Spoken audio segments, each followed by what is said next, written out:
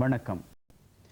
சுற்றுச்சூழல் பாதுகாப்பு குறித்த விழிப்புணர்வை ஏற்படுத்தும் வகையில் சென்னை அண்ணா பல்கலைக்கழகம் சென்னையில் இன்று சைக்கிள் பேரணி ஒன்றை நடத்தியது.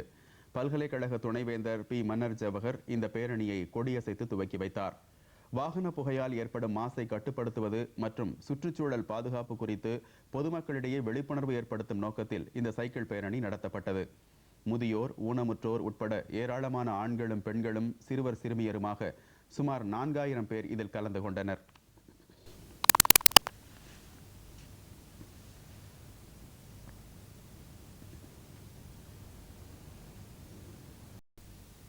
இத்துடன் இந்த செய்தி அறிக்கை நிறைவடைகிறது. மீண்டும் செய்திகள் மாலை 5 மணிக்கு.